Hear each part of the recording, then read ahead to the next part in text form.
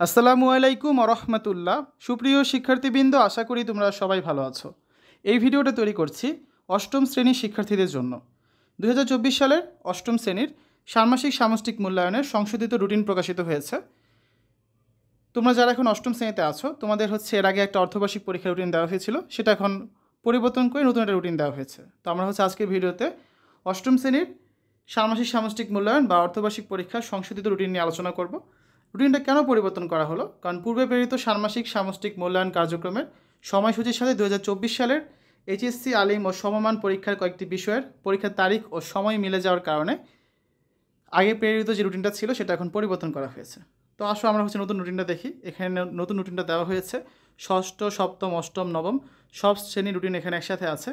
তো এটা আমাদের দরকার নেই, আমরা শুধু অষ্টম শ্রেণীটা দেখি আলাদা করে, ঠিক আছে? এই যে অষ্টম শ্রেণীর রুটিন, তোমাদের পরীক্ষা শুরু হবে এখন 6 জুলাই থেকে। 6 জুলাই তোমাদের প্রথম যে পরীক্ষাটা বা প্রথম যে মূল্যায়ন হবে সেটা হচ্ছে জীবন ও জীবিকা। তারপর 8 জুলাই হবে স্বাস্থ্য সুরক্ষা বিষয়ের মূল্যায়ন। 10 জুলাই হবে ধর্ম।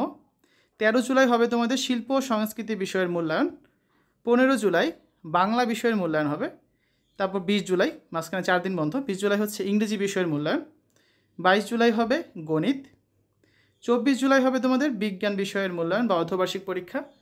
তারপর 27 জুলাই আছে ইতিহাস ও সামাজিক বিজ্ঞান বিষয়ের মূল্যায়ন। আর সর্বশেষ 30 জুলাই হবে তোমাদের ডিজিটাল প্রযুক্তি বিষয়ের মূল্যায়ন। এখন এই যে মূল্যায়ন যে নির্দেশিকাগুলো দেওয়া আছে, এগুলো যদি তোমরা না দেখে থাকো, এই ভিডিওটার পিন কমেন্টে আমি লিঙ্ক দিয়ে দিচ্ছি, বা আমাদের চ্যানেলের প্লেলিস্টে গেলেও তোমরা সেখানে সুন্দর করে 10টা বিষয় সকল মূল্যায়ন নির্দেশিকা পেয়ে যাবে। সেখান থেকে তোমরা ধারণা পেতে পারো যে তোমাদের কীভাবে করে মূল্যায়ন করা হতে পারে, ঠিক আছে? তো এতক্ষণ আলোচনা করলাম 2024 সালের অষ্টম শ্রেণীর অর্ধবার্ষিক পরীক্ষা বা ষান্মাসিক সামষ্টিক যে মূল্যায়ন হবে তার সংশোধিত রুটিন নিয়ে। আশা করি ভিডিওটা তোমাদের কাছে ভালো লেগেছে। আজ এখানে বিদায় নিচ্ছি। আল্লাহ হাফেজ।